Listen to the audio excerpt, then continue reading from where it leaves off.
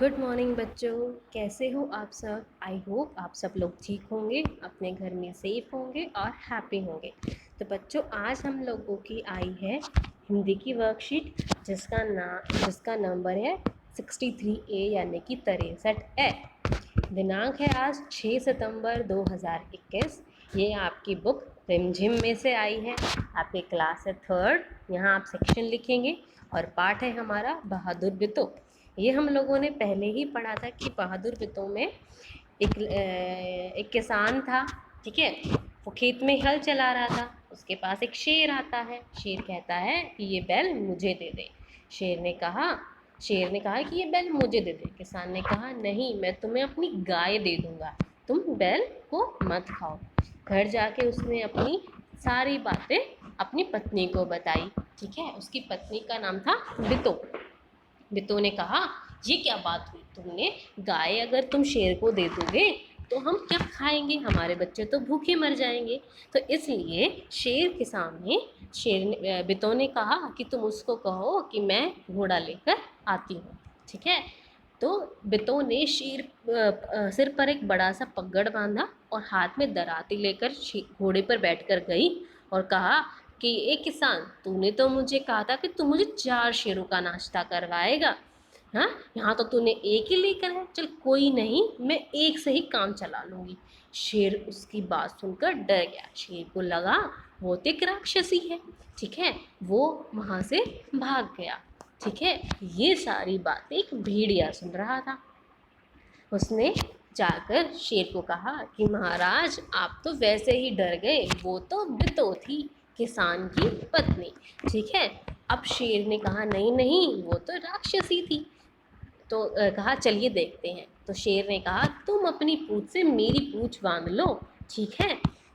अब वहाँ पर शेर गया तो बितो ने कहा, अपनी समझदारी से काम लेते हुए बितो ने उसे कहा कि ए भेड़िए, तूने तो कहा था कि तू अपनी पूंछ से 4 शेर बांध के लेगा। कितने शेर? 4 शेर बांध के लाएगा, लेकिन तू तो एक को ही ला रहा है। चल कोई नहीं, मैं इसी से काम चला लूँगी। इतनी बात सुनते ही शेर वहाँ से भाग गया। और तो बितो ने अपनी समझदारी से अपनी गाय को भी बचाया, अपने घोड़े को भी बचाया और अपने बैल को भी बचाया। तो इसलिए हमें हमेशा समझदारी से काम लेना चाहिए। चलिए आगे वर्कशीट देखते हैं। नमस्ते प्यारे बच्चों, आशा करते हैं आप सभी स्वस्थ और खुश होंगे। बच्चों, आपने पाठ बहादुर बितो को अच्छे से पढ़ा होगा और पाठ में आए संख्या शब्दों पर भी ध्यान दिया होगा। संज्ञा आपको है ना, याद है ना?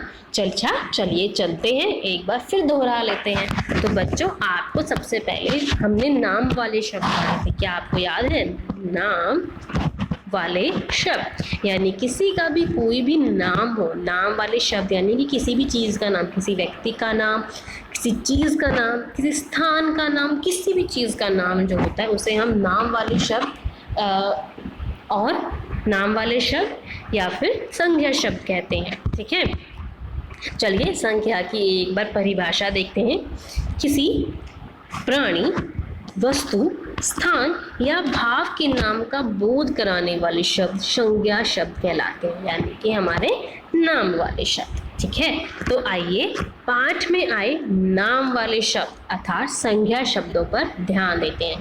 तो आपको क्या करना है, आपको अपनी बुक में पेज नंबर 35 ओपन करना है, ठीक है। पेज नंबर 35, उस पेज को पढ़ना है और उसमें जो भी संज्ञा शब्द हो उन पर गोला लगाकर उन्हें अपनी कॉपी में लिखना है, ठीक है। आप लिख सकते हैं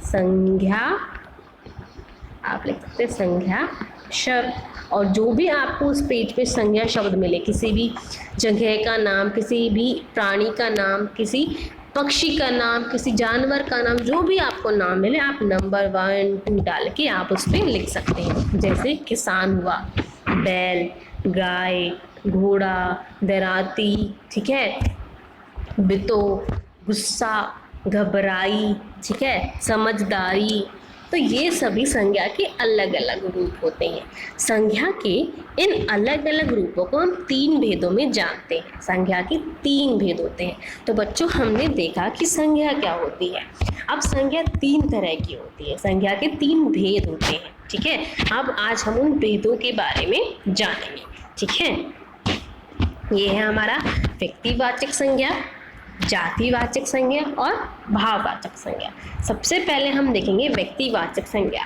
जिन शब्दों से हमें किसी विशेष व्यक्ति, स्थान या वस्तु के नाम का ज्ञान हो, जैसे केला, लता मंगेशकर, दिल्ली, क्रिकेट आदि, जिससे हमें पता चले कि ये एक पर्टिकुलर एक विशेष, एक स्पेशल, ये इसी का नाम होगा। जैसे हम एक चीज़ देखते हैं, मैंने एक ये फ्रूट बनाया, आप सब लोगों को इस फ्रूट का नाम पता होगा। ठीक है, अब एक बता, आप सबको जब भी मैं ये फ्रूट दिखाऊंगी, जब भी मैं आपको ये फल दिखाऊंगी, आप लोगों को पता है कि ये सेब है। क्या है ये? सेब। क्या आप लोग इसे केला कहोगे? नहीं। तो ये इस फल का स्पेशल नाम है, जो सिर्फ और सिर्फ इस फल के लिए है, तो जब भी कोई नाम हम किसी एक ही इंसान के लिए, एक ही चीज़ के लिए, एक ही स्थान के लिए, ठीक है, तो उससे हम कहते हैं व्यक्तिवाचक संज्ञा। जैसे आप दिल्ली में रहते हो, क्या हम मुंबई को दिल्ली कह सकते हैं? नहीं, दिल्ली को दिल्ली ही कहेंगे। इस तरह से आप मान लिया आप रहते हो लांसर रोड स्कूल में पढ़ते हो। ठीक है, अगर आप किसी दूसरे स्कूल में जाओगे तो उसका दूसरा नाम होगा। ठीक है, हर एक चीज़ का एक नाम है अपना। ठीक है, तो लांसर रोड स्कूल है, वो यहाँ पे है, इसका ये नाम है। ठीक है, तो व्यक्तिवाचक संज्ञा वो संज्ञा होती है जब आपको किसी व्यक्ति विशेष या स्थान या वस्तु की विशेष नाम का ज्ञान हो। ठीक है, जैसे मेरी क्लास में कोई भी बच्चा है, उसका सबका अलग अलग नाम है। क्या मैं 2 बच्चों के नाम पलट सकती हूँ कि भावना है, भावना को मैं समीक्षा कह दूँ, समीक्षा को मैं भावना कह दूँ? नहीं ना, आप दोनों के अलग अलग नाम हैं। ठीक है, तो आप दोनों व्यक्तिवाचक संज्ञा, आपके नाम व्यक्तिवाचक संज्ञा है। दूसरा है जातिवाचक संज्ञा।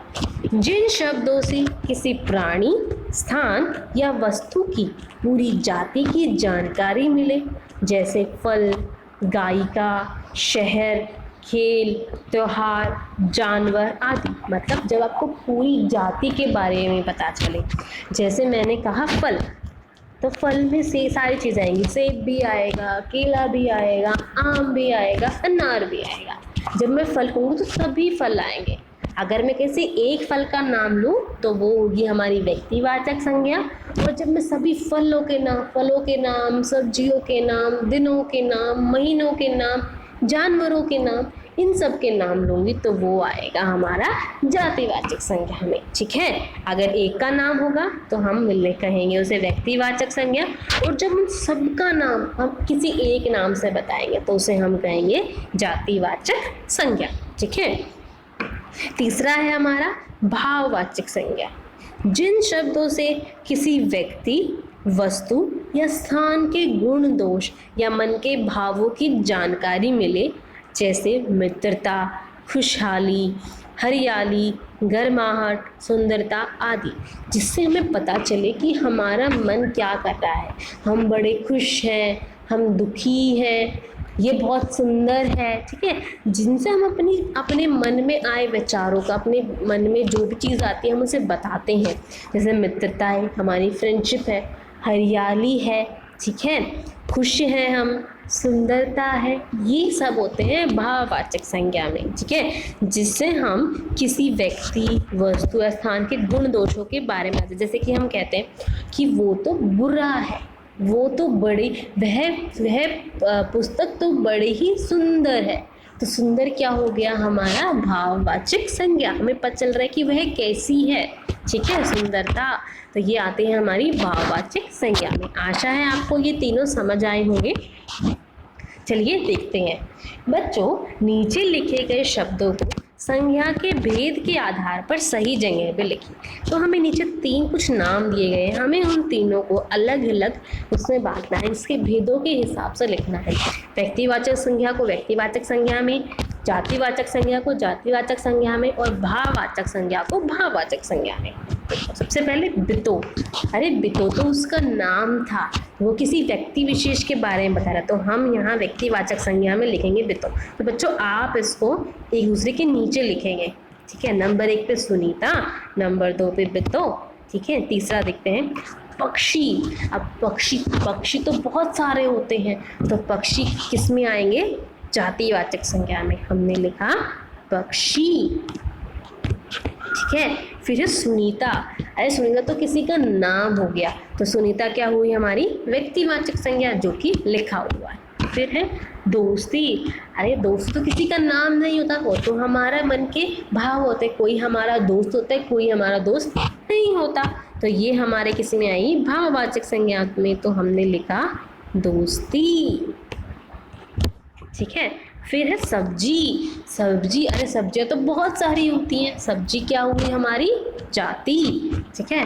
फिर है मिठास। अरे ये भी हमारे मन का भाव है कि भाई कोई चीज़ हमें मीठी लगती है, कोई चीज़ कड़वी, तो ये भी किस में आएगा? भाव में। मीठास, मिठास। अगला है दराती। अरे दराती तो भी तो किसी चीज़ का नाम है, तो ये किस में आएगा? ये आएगा व्यक्तिवाचक संज्ञा में। दरांती। चंद्र बिंदु आएगा, हमारे नाक से हवा निकल रही है, तो दराती। अगला है इमारत। तो इमारत है जातिवाचक संज्ञा। भाई इमारत यानी कि बिल्डिंग तो कोई भी हो सकती है, स्कूल की भी हो सकती है, हॉस्पिटल की भी हो सकती है, किसी के ऑफिस की भी हो सकती है, तो इमारत किस में आएगा? इमारत आएगा जातिवाचक संज्ञा में। बचपन आएगा हमारा भाववाचक संज्ञा में। बचपन, ठीक है, क्योंकि बचपन ना तो किसी व्यक्ति का नाम है, ना किसी स्थान का नाम है, ये तो हमें बता रहा है कि हमारा बचपन। शेर, ये तो किसी जानवर का नाम है, जो कि एक पर्टिकुलर हमें पता है कि इसको ही हम शेर कहेंगे, ठीक है। अध्यापक तो कोई भी हो सकता है, किसी अध्यापक का नाम तो आपको नहीं बताया गया, तो अध्यापक आएगा हमारा जातिवाचक संज्ञा में, ठीक है। और लास्ट है सफलता भी किसी के गुण और दोष के बारे में आता है कि कोई इंसान सफल हुआ, कोई नहीं, तो ये भी आएगा हमारा भाववाचक संज्ञा में। सबसे पहले बच्चों आप व्यक्तिवाचक संज्ञा, जातिवाचक संज्ञा, भाववाचक संज्ञा के बारे में जानिए और उसके बाद उन्हें अलग अलग कैटेगरीज में डिवाइड, ठीक है। चलिए अगला देखते हैं, आओ बातचीत करें। प्यारे बच्चों, साथ दिए गए चित्र को देखिए, आपको क्या लगता है चित्र में दिख रहे बंदर और आदमी आपस में क्या बात कर रहे होंगे? अनुमान लगाकर उनके संवाद यानी कि उनकी बातचीत को जोर जोर से बोलिए और अपनी कॉपी में लिखिए। तो देखिए यहाँ एक बंदर है जो कि पेड़ पर बैठा है और नीचे एक आदमी है, वो खाना खा रहा है। तो जो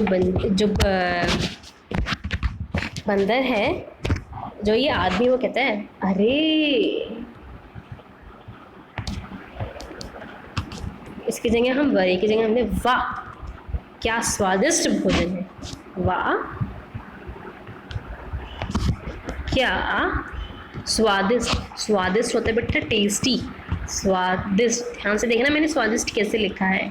आधा स, व, आ की मात्रा, द पे छोटी ई की मात्रा, आधा षटकोण वाला श और ट, स्वादिष्ट भोजन है, ठीक है। अब बंदर उसे देख रहा है खाते हुए, तो बंदर क्या कहेगा? लगेगा अरे भाई थोड़ा मुझे भी दे दो, अरे भाई थोड़ा खाना मुझे भी दे दो, ठीक है। थोड़ा खाना मुझे भी दे दो, ठीक है। तो बच्चों आप इसे, ये मेरी इमेजिनेशन के अनुसार था, आप इसे अपनी इमेजिनेशन के अनुसार भी लिख सकते हैं, ठीक है। इसे समझने का प्रयास कीजिएगा और व्यक्तिवाचक संज्ञा, जातिवाचक संज्ञा और भाववाचक संज्ञा को भी समझने का प्रयास करेगा, ठीक है। धन्यवाद।